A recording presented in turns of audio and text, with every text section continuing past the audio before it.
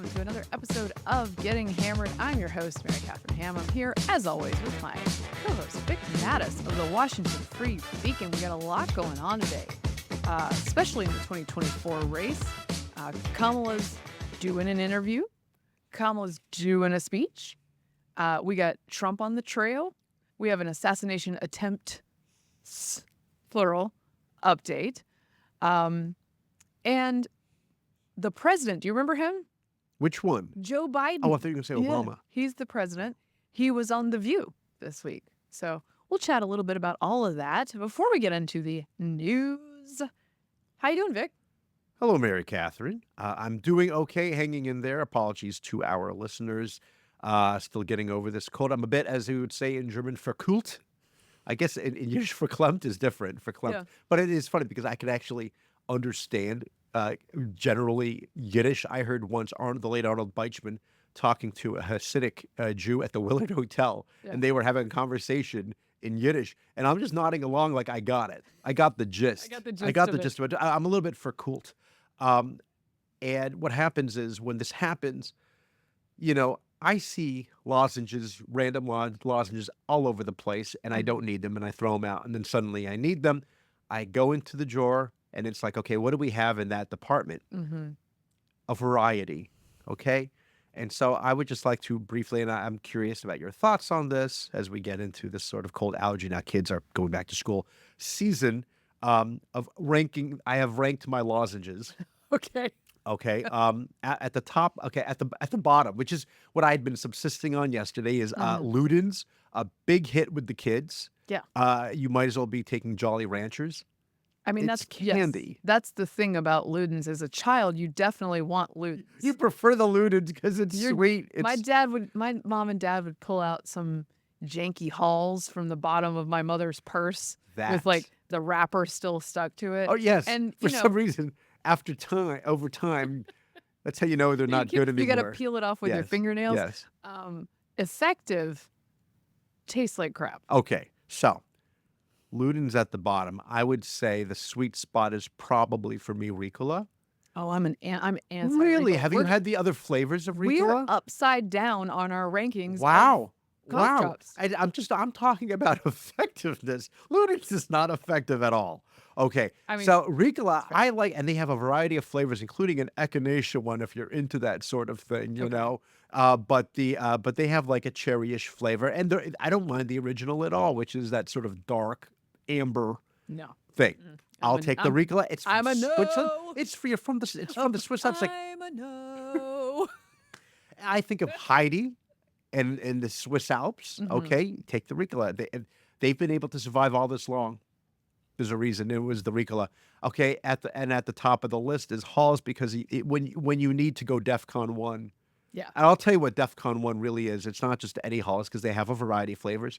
It's like the Halls that's square and transparent. That one is not bleeping around, shall we say. It's like, not only are we going to clear your sinuses, we're going to clear out your whole septum. No, this is the one I'm talking about from the depths of the old 1980s purse. Yes. That's the one I'm talking about. Yeah, the square ones, and you buy them like in a stick. They're not messing around. Like if you need, like, okay, you've run out of all options. Forget about the candy. It's time to get the real deal. It's either that or like, I don't know, Cepacol if you have a doctor in your family, which is more medical. I will say this, Vicks lozenges. You have to be, though, a minimum of 75 years old to have Vicks anymore because it's that it comes with a vapor rub. In our family, we were a little box. We were a vapor rub family. Oh, yes, we were.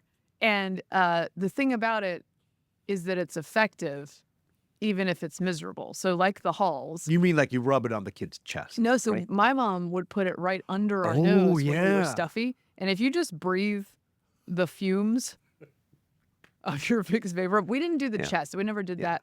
I've heard about moms doing the bottoms of the feet with the Vicks. That's a real thing that happens. I don't understand it. Anyway.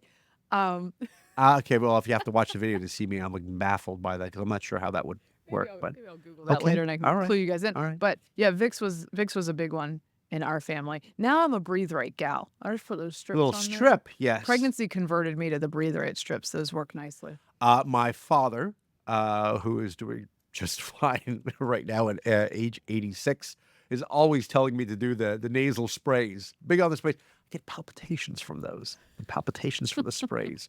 Okay, so that's where I am right now, hanging in there. Mary Good, good. Catherine, how are you? I'm doing well. I should say I will indulge in a Hall's Defense vitamin C drop, which is a fake. Oh, I've It's seen basically a those. fake Hall's. It tastes like a Ludens. It's probably doing nothing, but it makes me feel better about the fact that I'm Oh, yeah, I'm like, medicating. yes, as my father would say, a prophylactic. Yes, indeed. So, I'm doing well. We've had a lot of have events in the house this Oh. week. So, Steve and I went to a black tie event Ooh. this week, and as is my way, I did not manage my calendar perfectly.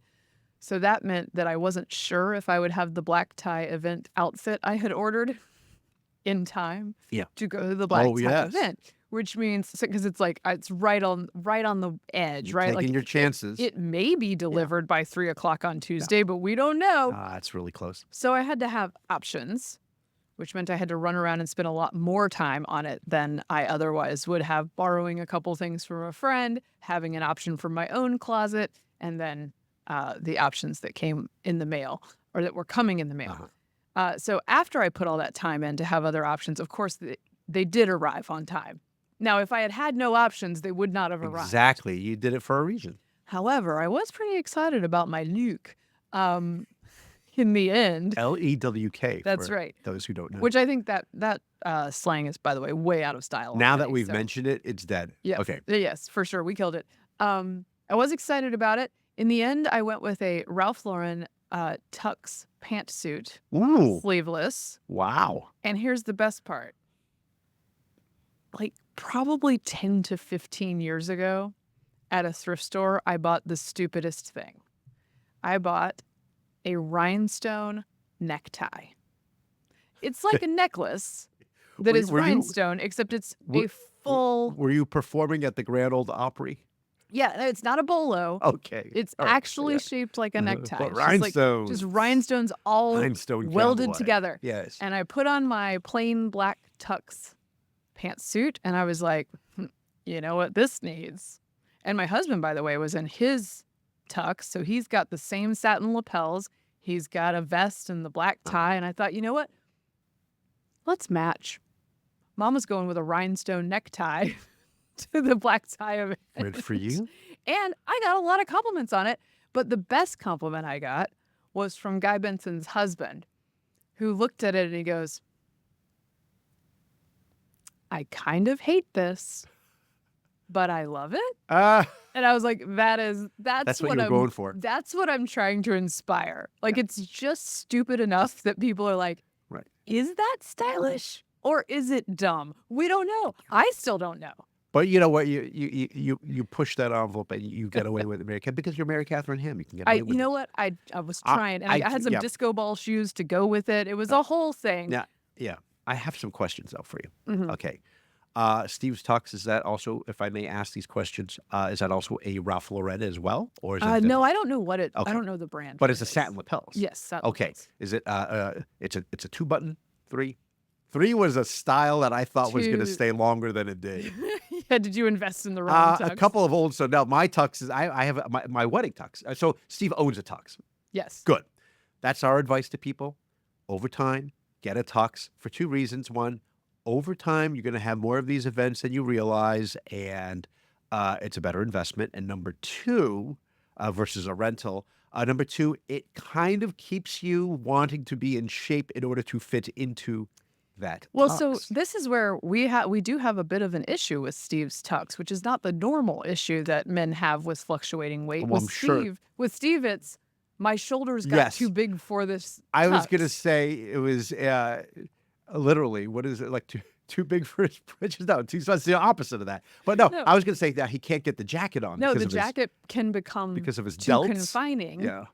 His wedding suit no longer fits for this reason. So it's the good kind of. I don't think I of have throwing that out a suit. problem. But that was, by the way, the 20th anniversary gala for Americans for Prosperity, a great organization Wonderful. that Yeah, has yeah. grassroots groups doing door knocking this election season all over this country. Yeah. So if you'd like to be on the ground doing some of that, connect with your local you go. AFP, state AFP chapter, and they'll get you out there with the right supplies. They're a great organization that does all sorts of freedom-related work all over this country on healthcare, on school choice, on fighting tax increases, and also does federal level work. But the victories they've had at those state capitals, Right. really amazing. And I didn't realize that they had just started that when I came to DC. So my career in AFP's 20 years are aligned perfectly. Wonderful. So I feel like I've always known them and been hanging out with them. And we had a great,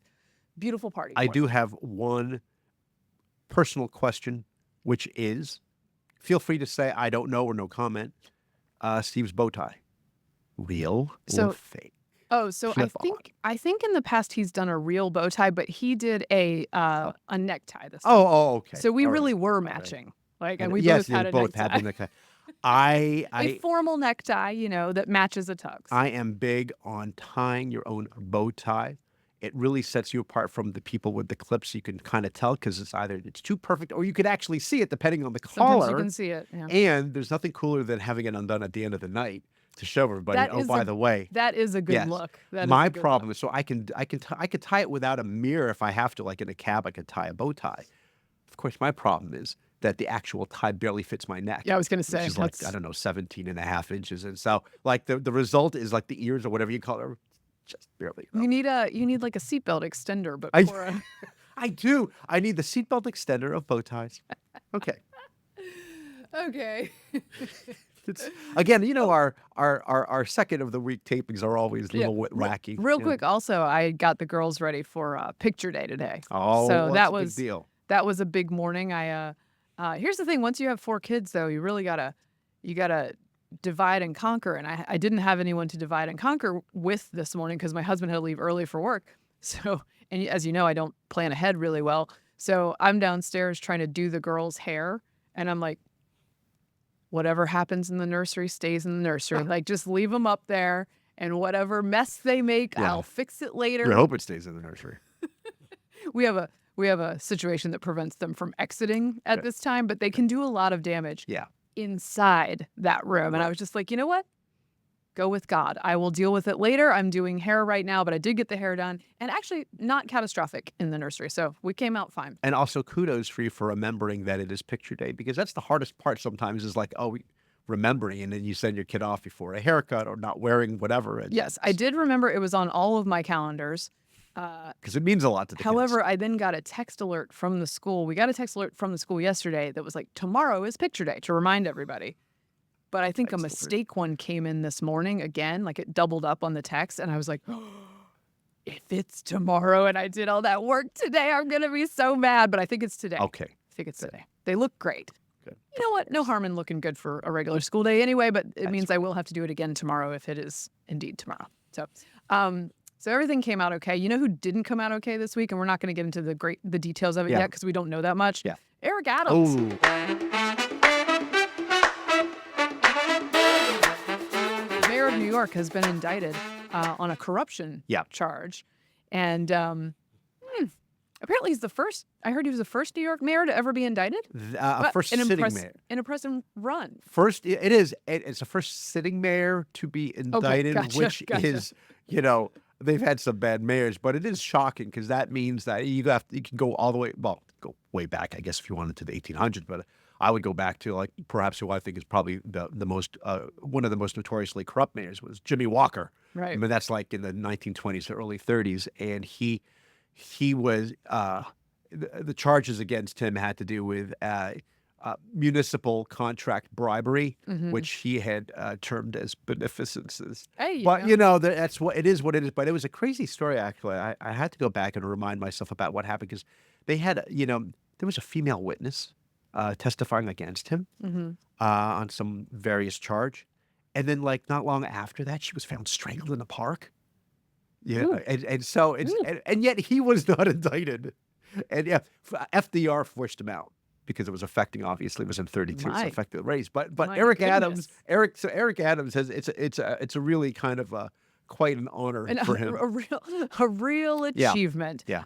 So we will know more about that soon, but the FBI seized his phone. Oh, there have been everybody's. rumors of something brewing for quite some time. There's some connection to the Turkish government or Turkish lobbyists regarding, real estate. My suspicion, it's about to be unsealed, I think. It's about to be unsealed, and when it does, I think it's going to have to do with, I'm going to guess, alleged bribes from Turkey. He's defiant, and AOC is already saying he needs to resign, and he's pushing People were back. calling for him to resign before the indictment had come down. Even the new commissioner he's been raided. Everyone's being raided.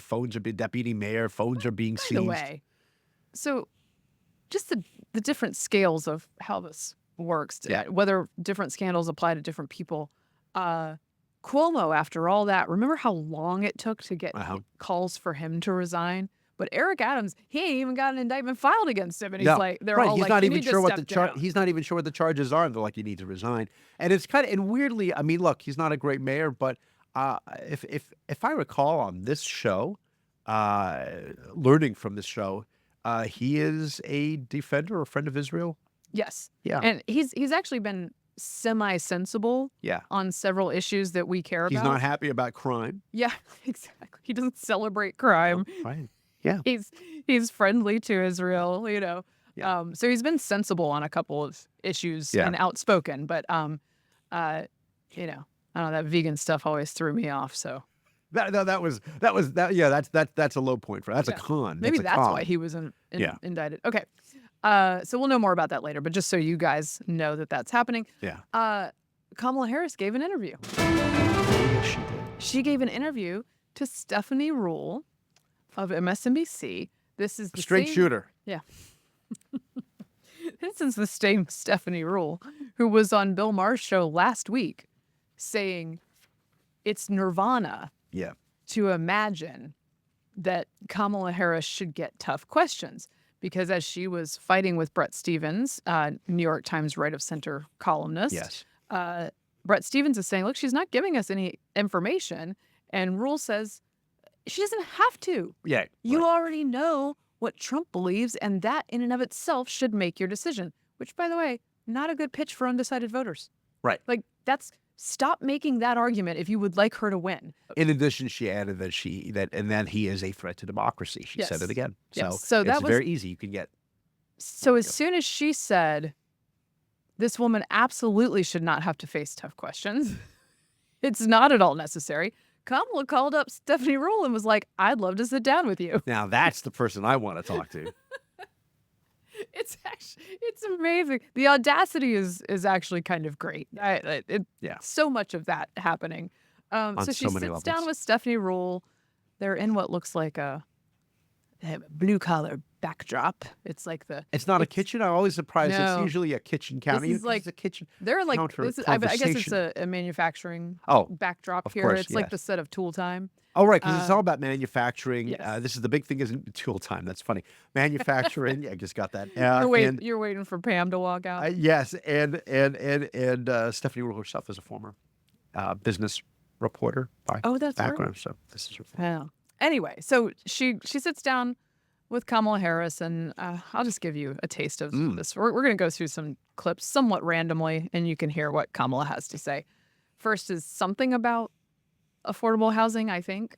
Some of the work is going to be through what we do in terms of giving benefits and assistance to state and local governments around transit dollars and looking holistically at the connection between that and housing and looking holistically at the incentives we in the federal government can create for local and state governments to actually engage in planning in a holistic manner that includes prioritizing affordable housing for working people. Has she ever considered a more holistic approach to these interviews? I'm not sure. Here, now, I did say that Stephanie Ruhle herself said she wasn't going to ask tough questions, but she stumps her. She does. She stumps her here. A little bit of a question about how are you going to raise all these taxes? Expanding that child tax credit, or you mentioned housing before, giving that extra money for a first home. If you can't raise corporate taxes, or if GOP takes control of the Senate, where do you get the money to do that? Do you still go forward with those plans and borrow? Well, but we're going to have to raise corporate taxes, and we're going to have to make sure that the biggest corporations and billionaires pay their fair share. That's just it. It's about paying their fair share. I am not mad at anyone for achieving success, but everyone should pay their fair share, and it is not right that the teachers and the firefighters that I meet every day across our country are paying a higher tax than the richest people in our country. It makes me wonder, why doesn't she just want to do a press conference? I mean, it is remarkable the number of words she'll string together and say absolutely nothing. It is amazing. It's again, one of my favorite movies is Best in Show, and Jennifer Right. Coolidge is there, and she's this heiress. She had married a very decrepit old man, knowing because she's going to stand to gain his fortune when he dies, and she's trying to, emphasize how much they have in common in the interview. And she says, "Oh, we have so much in common. We love talking and not talking." Okay. In any event, Stephanie Rule I saw later on when she's talking to Chris Hayes. Yes. After the interview. Yeah, actually, there's two examples. of Okay, this. good, Hold please. on. So Yeah. first wanna interrupt. she's talking to Nicole Wallace about the answer that you just heard when she's talking later in the night after this interview is being released. Here we go. She doesn't answer the question around if the GOP is controlling the Senate, if she can't raise corporate taxes, where is she going to get the money from, to expand the child tax credit and do all the things she wants to do. And she says, we just have to do it. And that's great, and that's a campaign promise. But the issue is, if it means we're just going to borrow again, then what we're doing is we're just never addressing the deficit. And back in the days when you were a proud Republican, debts and deficits mattered. I sort of appreciate Stephanie Rule for pointing to debts and deficits at all, because nobody cares about them at all anymore. Yeah. But she's right. She didn't answer the question. And this is a pattern with her where she just repeats the things she's gonna do without addressing the substance of the question put before her. Right. Because Rule is saying, well, what if you're incapable of raising corporate taxes? Because there's a Republican Senate. Right. And she doesn't. Honestly, I'm not sure sometimes whether she even clocks what the question is. Yeah. And she just, That's in her mind. her brain just goes back to whatever the thing That's is right. that she's supposed to be saying, which can be a strength in messaging discipline. But in this case, she's too stuck on those things. Right. I would say weirdly disciplined, particularly when somebody must have told her to stress the holistic approach. Yes. The later on, I believe, Stephanie Rule was also explaining. She was talking to Chris Hayes, Hayes, as you yes. noted. Let's play that one. Work, and one could watch that and say, well, she didn't give a clear, direct answer. That's okay, because we are not talking about clear or direct issues. The question about inflation and prices, this to me is it's sort of one of the most frustrating aspects of this campaign. I didn't know I'm going to use that from now on. That's okay. Yeah. That's okay. You didn't answer the question. Well, you didn't really ask a good question. Oh, my goodness. Wow. Remember, again, and Stephanie Rule, who talked about, told Brett Stevens, let me know when you move to Nirvana. I'll be your neighbor. And Are we in Nirvana now? Is that where we are? that means we are, yes. We got here, guys. And she also said that she's running for president, not perfect. So, and then she becomes her interlocutor. But again, she asked questions that were, I think you put it exactly right. She asked questions. She asked questions. And here's the thing. It doesn't have to be tough questions to stump Kamala Harris. No. And again, Trump has this vice as well, right? He often won't address a question. But he'll ramble. The thing about Trump is that he rambles and is entertaining. She rambles and is bland. Right, she's lost in that space. It's the ultimate sin to make me sit through these answers and give me nothing. And that's why, that is part of why people respond to Trump in this way that many people who hate Trump don't understand. Right. All right, let me play one more. This one's a doozy too. Prices are still high. Yeah, I agree with you. You said you want to take this on by going after those who engage in price gouging. Yeah. But as somebody who supports free markets, who's a capitalist, how do you go after price gouging without implementing price controls? Because once we get in this zone, People start to get worried and they say, I don't know what she stands for. By the way, you can see in her eyes Panic? a little bit of panic about like, well, I'm going to have to answer this. Here we go. So just to be very frank, I am never going to apologize for going after companies and corporations that take advantage of the desperation of the American people. And as Attorney General, I saw this happen. In the midst of an emergency, whether it be an extreme weather event or even the pandemic, we saw it, where those few companies, not the majority, not most, but those few companies that would take advantage of the desperation of people and jack up prices. Yeah, I'm going to go after them. Yes, I'm going to go after them. And that is part of a much more comprehensive plan on what we can do to bring down the cost of living, including housing, including the everyday needs of the American people. Again, the how. What I want to know is how. And I wonder when they agree to these interviews, they might say, okay, you can ask whatever question you want, but you can't follow up. That's the rule. Yeah. Because nobody's following up. I have a question. You know what my follow-up would be? Why are the American people desperate? Yeah. Well, yeah. Why are the American people just Why like? is there so much desperation? As Tim Walz says, we've had enough of these 4 years, whatever it is. He said. By the way, this also just betrays economic illiteracy on her part. Not that anybody's interested in that, but the idea that grocery stores, by virtue of trying to keep staples in stock during a crisis, were taking advantage of people. No. Everything was messed up because you dum-dums in government decided that pausing the economy would not be a problem, which meant that goods could not be shipped, that things got damaged and lost or went bad and couldn't make it to the grocery store, that trucking lines and shipping lines got all clogged up. Yeah. And so what happened was you got a little something called price signals, which was these things are more expensive now because they are scarcer and harder to get. So that's how it works. Make your disciplined buying choices based upon the price signal before you for toilet paper. Right. Toilet paper has become more valuable both to you and in the marketplace. Yeah. So you need to make decisions. And what happens is if you take away the price signals by saying people can't price gouge, important items will not get to the places they need to get. Right. The price signal is what gets the thing there because people have a motivation to get the thing there. Yeah, that's it. The toilet paper thing, by the way, I remember how bad it was. And you would go to Amazon and it would be like $30 for, a roll. See, those are the people she's going to go That's after. who she's going to go. Well, good for her. Go after those guys because, you know how bad it got? It got so bad people were buying Scots. That's how bad it was. No, the... You know what? Can I say that in my family? I grew up in a middle-class family. And I did though. And we had one thing that I heard from my friends years later in life that I did not notice at the time, but is true.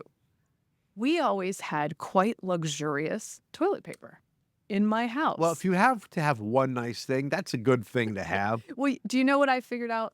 And now? I'm curious what it was. It was Charmin.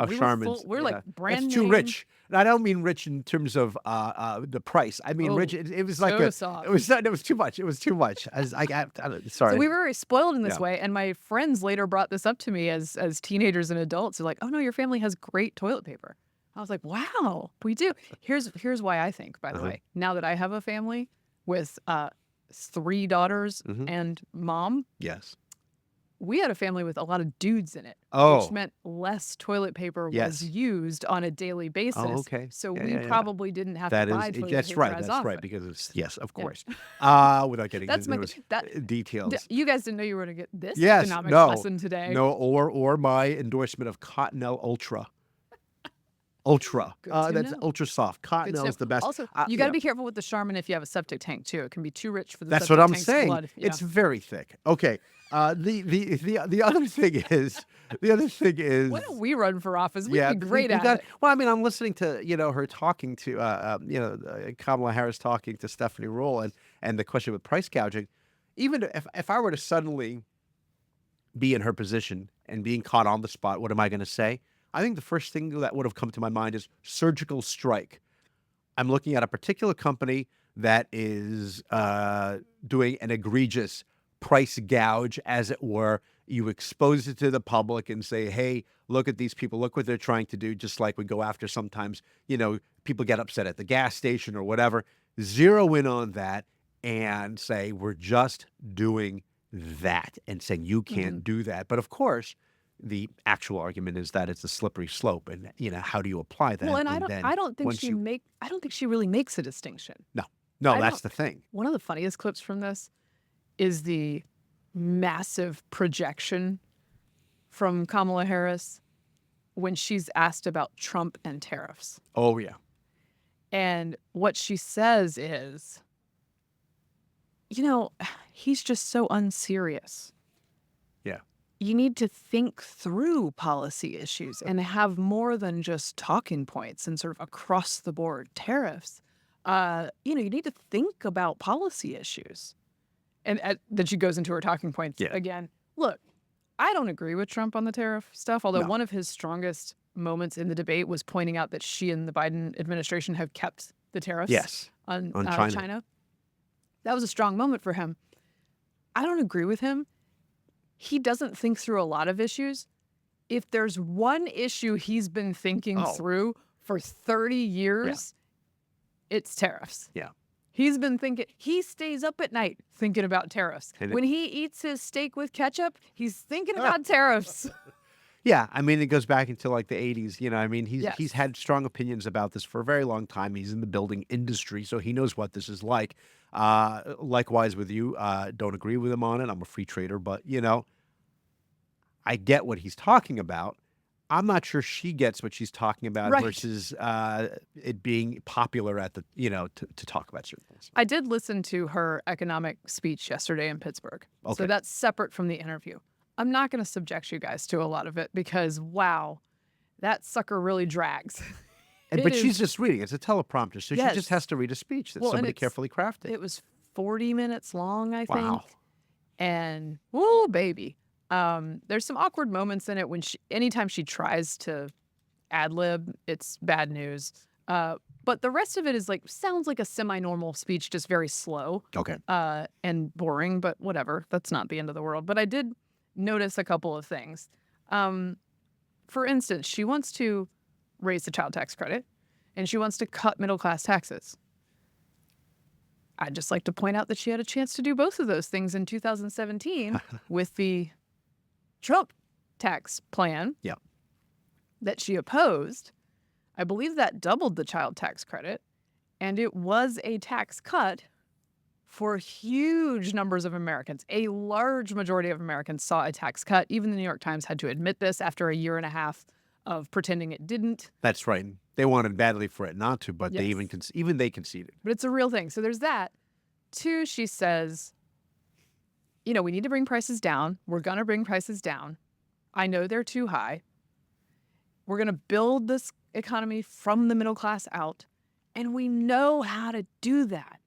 We know how to do that. We've seen throughout history what it takes to build an economy with a strong middle class, to which I say, why haven't you done it?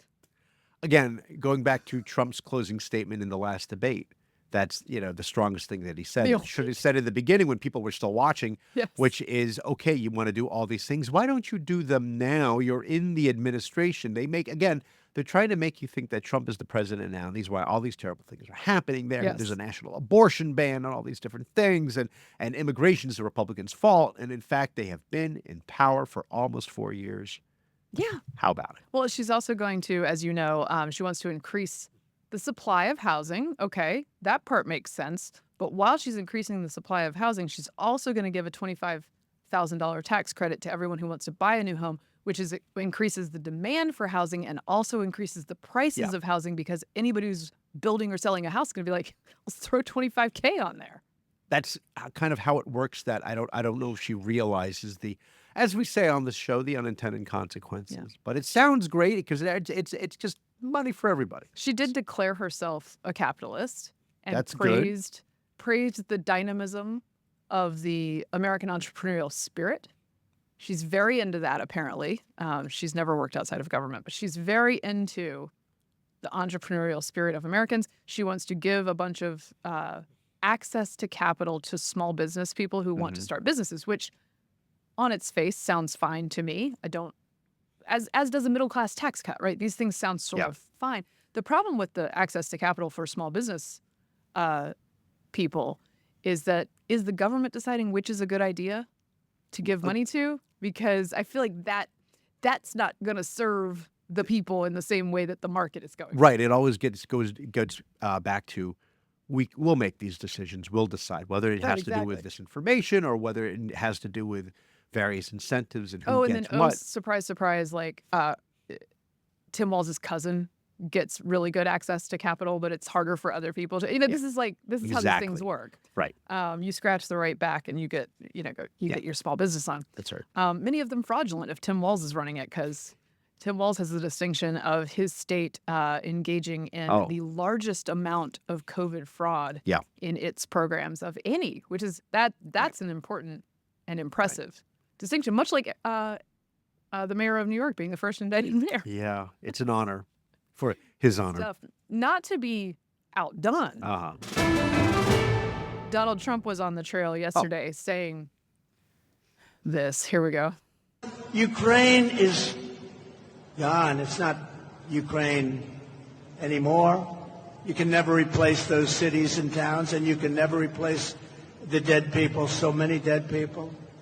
Any deal, even the worst deal, would have been better than what we have right now. If they made a bad deal, it would have been much better. They would have given up a little bit, and everybody would be living, and every building would be built, and every tower would be aging for another 2,000 years. Can I just say something? Go ahead. When he goes on to these very long speeches, he sounds exactly like Frankie Pentangeli from Godfather Part 2. I don't know no Godfather. Oh, wait. I was in the olive oil business with his father, but I have my own father, Senator. And he sounds the same. Ukraine is gone. Well, I mean, yeah. It sounds like something you'd overhear at a buffet in New Jersey. No, and I understand, like, they'll never replace those cities. I get it. Like in World War II, Rotterdam was flattened in 15 minutes by the Luftwaffe, right? And that city is gone. A new city took its place in Rotterdam, and it's a terrible-looking modern city because all the old stuff was destroyed. It's sad, but really, he should just stop there. Well, yeah. See, on one hand, you could make the argument, okay, he's trying to be compassionate about, because he's right. Yeah. There are people who will never be replaced. There's a sense of community that will never be replaced, probably in the same way, because people have evacuated. So many people have died. So many people are refugees, and you don't know if they'll come back. Yeah. So those things are real. I also always enjoy his love affair with buildings. Of course. It goes back to the buildings. But what he's saying is Ukraine should have just surrendered and made a deal on day one. And that, as a sovereign and free nation, is not a thing you want to be doing. Not a thing we should be doing. Okay. So it's a complicated issue, but man. Well, again, complicated issue, so he shouldn't be expected to give a right. It's a complex. It's direct not a complex answer and direct issue. It's a complex and not direct issue. So you can't give a. That's right. Okay. All right, but one more thing from Trump, which I want to use to segue to our assassination update. This is Trump declaring how he feels about those assassination attempts. No threat will shake me. No enemy will intimidate me. And I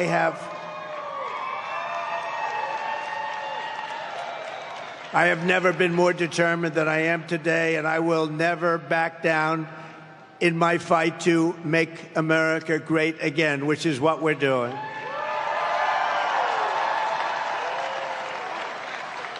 So I want to make that statement because we are under threat. I have been threatened very directly, and I appreciate the agencies that we've been meeting with, but we've been threatened very directly by Iran. And I think you have to let them know, because the best way to do it is through the office of the president, that you do any attacks on former presidents or candidates for president, your country gets blown to smithereens, as we say. Yeah. A lot of Americans are there for that. Yeah. If you come after our leaders, rogue nation, expect some payback. That's right. You thought it was bad that he took down Qasem Soleimani. It's going to be worse if you try something on him. Again, I remember at the time, people were saying this is it. It's going to be World War III. But in fact, it actually scared them. And Iran was on the verge of bankruptcy. He had them on the ropes. Well, it turns out if you give them targeted killings instead of pallets of cash, it's a better deterrent. Say this all the time. They only recognize strength. Anything else, and an idea, the willingness to compromise. Let's talk.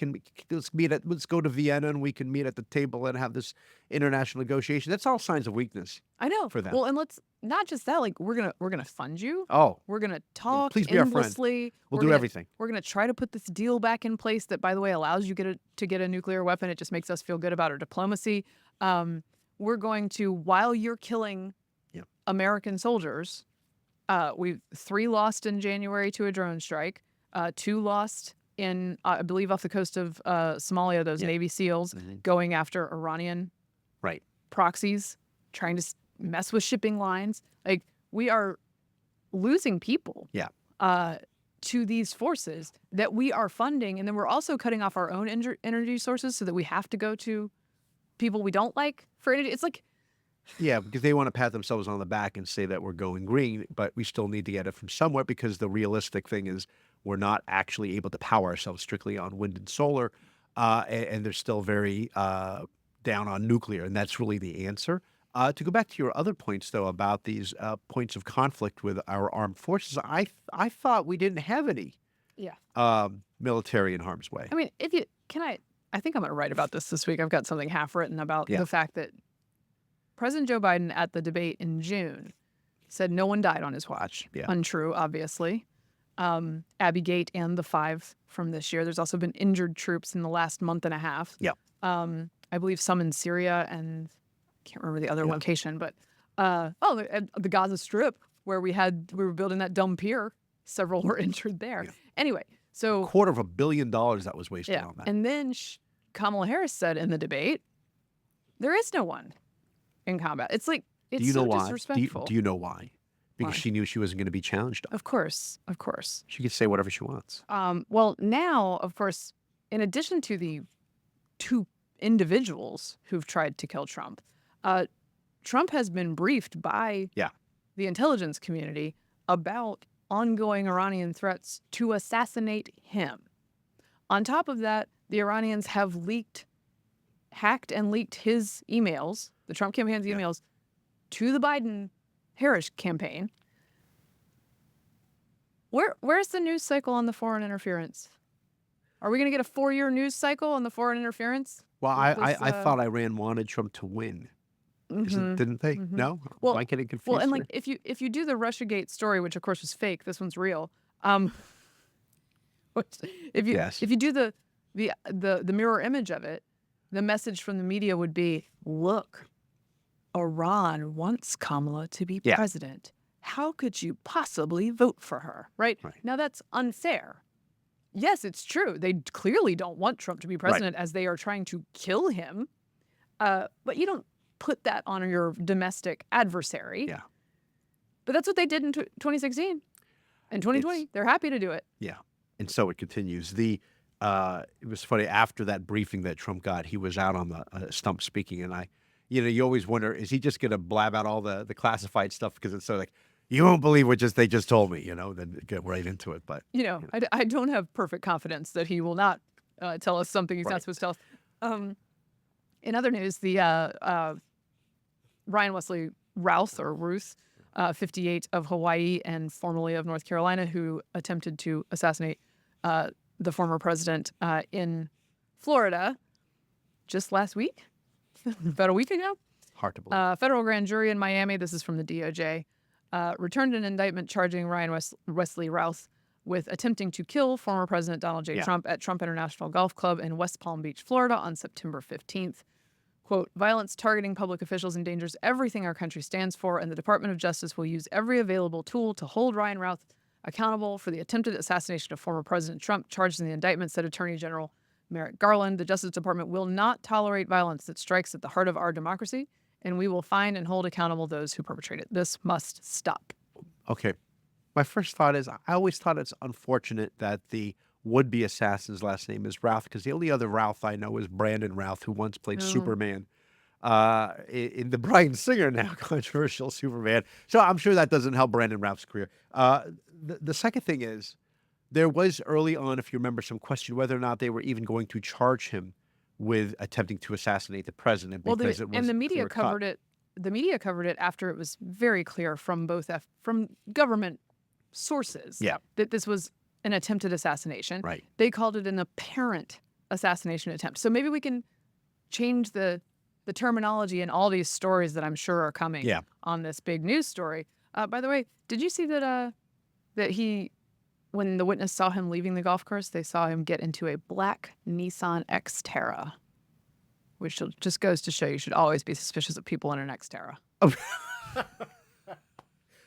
Did this particular his getaway truck? Yeah. Yeah, that is weird. Like Xterra. of all things, normally it would be.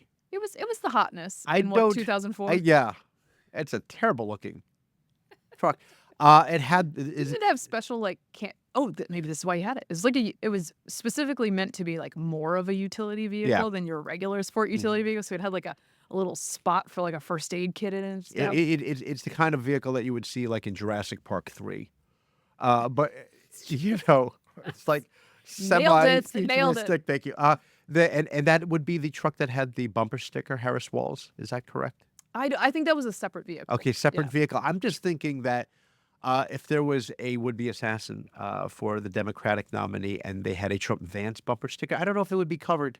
Yeah. I don't know. Maybe they wouldn't care about it. He also in the filings for this, the DOJ put in a letter that he sent to a friend that was in a sealed box that came to that friend before, or an acquaintance. That guy's anonymous, before the assassination attempt. And the letter says, "Dear world, this was an assassination attempt on Donald Trump, but I am so sorry I failed you." This is interesting because what they're using that letter for is to show he had intent to assassinate Donald Trump. But which assassination attempt is this talking about? Because how does he know he failed when he sends that letter? Oh, I think he said if something... Wait, that's true. He did say... But I'm so sorry I failed. It's not if I failed you. Right. Did he already try once? I think he told it... Well, he told the neighbor, open it if something happens to me. But he could have been killed and have succeeded. So I don't know. But he just... So anyway... I found that a little strange. You know what I also found strange? What? That this letter, which they made public in the documents, offers a $150,000 bounty from Routh to whoever, quote, finishes the job. It's a little incendiary. I don't know. I don't know if maybe we could have redacted that part. Right, the copycat part. But there, you know what? I think that even if they were like, oh, we're getting 150, you're not going to get it from him right now. I mean, like, was there a blank check? I mean, was there a check, like unendorsed check, or not endorsed? What am I talking about? Made out to, in the box? I don't know. Obviously, he knows who signed it. Or what? It's unclear how that was going to Bill Barr, who used to head the DOJ, was like, why are they making this letter public? This is it's a lot. Right. Anyway, no, it's like it's like in a Dark Knight. Something very similar happens there. Meanwhile, the Senate has released a report on what went down July 13th, and for a very long list of reasons. They say that this was an entirely preventable event. Right. Some of the reasons being that they had no plan for that building that was on the sight line to Donald Trump. Another reason being that they knew that the shooter was there with the equipment for 27 minutes without pulling Trump from the stage or postponing the event. One of the guys who was operating the drone, which would have known that Crooks's drone was in the air, had trouble connecting to the Wi-Fi, and for tech issues, he couldn't get the drone up in the air early, so he got it up in the air after the enemy drone had been up there scouting the location. Another agent gave away his radio at one point to someone so that he could not be in contact. I mean, it's just like one of the thing after thing after thing. Yeah, I mean, and one of the big takeaways, of course, is the lack of communication among the agents and the different teams, because some knew, some didn't. They were not telling each other about, somebody being spotted on a roof. This is not, again, we're not talking about split-second decisions here. Yeah. They had known about it, as you mentioned, for some time. That, to me, is a real problem. And as we were recording this, more video footage, dash cam stuff is being submitted to the House for the investigation, and they're playing it on TV. And right before here, I saw, and you could see, the tiny figure of the would-be assassin on the roof, and you see the police desperately running around trying to get on top. And the Secret Service is not doing anything about this while this is happening. Yeah. That, to me, is a real problem. Yeah. Oh, and remember the initial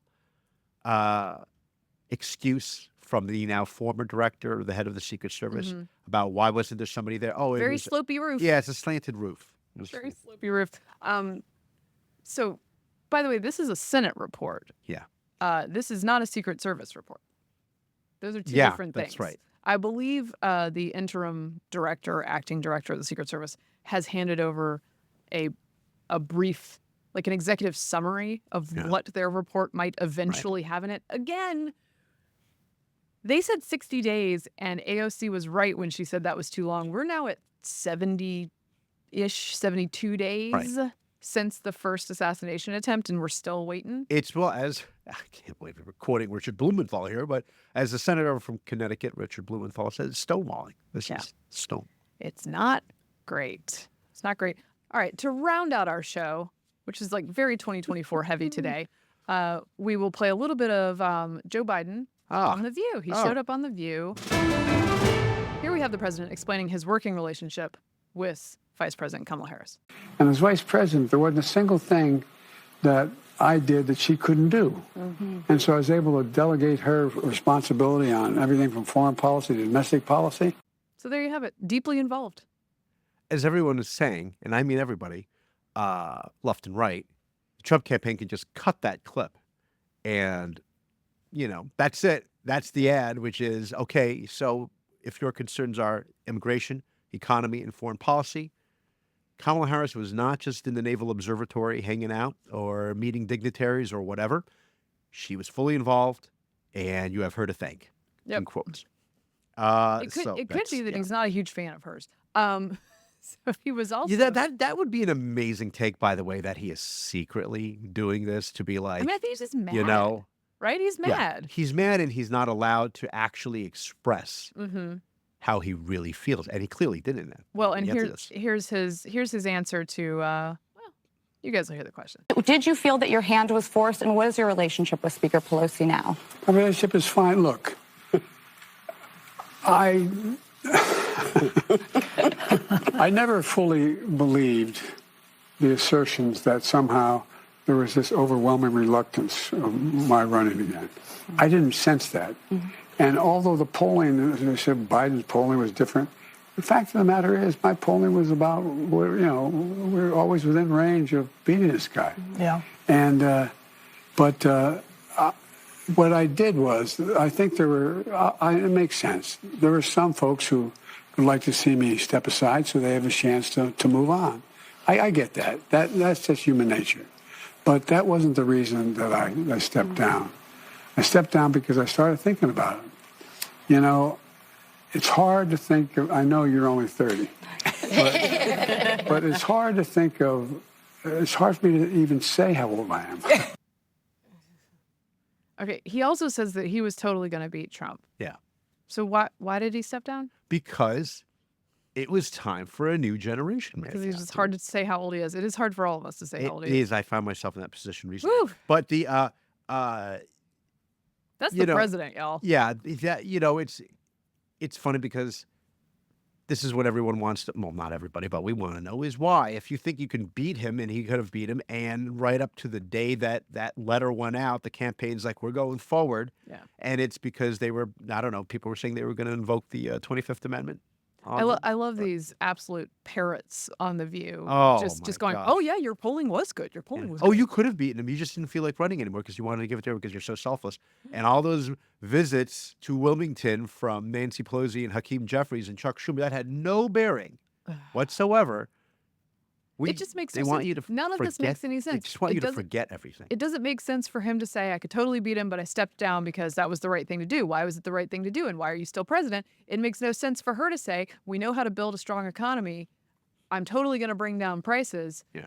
And pretend that she hasn't been part of an administration that has put us here. Right. None of it makes any sense. No, again, just believe what we're telling you right now. Now. And it's the same thing Nancy Pelosi saying, Joe Biden is the most consequential president of our lifetime. He accomplished more in 4 years than almost any president. Rushmore. Oh, she also Rushmore. she also told us that there was an open primary and Kamala just won it. Yeah, that's right. You missed it. It was really quick, but we did have one. Nobody joined, so that Something was the else. end of that. And then I think Joy Behar was also saying, can you believe Trump is blaming Democratic rhetoric for the attacks against him? That's so crazy. Mm-hmm. And then No, they're gonna say yeah. they're gonna say that him saying he'll never be intimidated by threats on his life is violent rhetoric. is in itself. Right? That's what they're gonna say. That sounds a little inciting. It was, Former President Trump. as Sarah Haynes on The View said, it's like having one of the Beatles at the table. Oh gosh. Okay. That's an insult to every single Beatle. Every No, that's single it. Yes, that's an insult to every single Beatle. That includes Ringo. I know. I was gonna say no one has ever been more unfair to Ringo, and that's saying something. Yes. I'm throwing Billy Preston, Stu Sutcliffe, Pete Best. Pete, thank you, Mary Catherine. That's where you get the good stuff on this show, man. On this show. Okay. All right. That should wrap up this episode of Getting Hammered. Remember, you can subscribe to us on iTunes, Google Play, and YouTube, and you can follow me on Twitter at Victorino Mattis. I'm at MK Hammer on Twitter, at MK Hammer Time on Instagram. You can follow the show at Getting Hammered Podcast on Instagram and YouTube. Happy birthday anniversary to Americans for Prosperity. Again, if you want to get hooked up with them, you should find your state chapter and go knock some doors and do some activism for free market things. Thanks for getting hammered responsibly. This has been a Nebulous Media Podcast.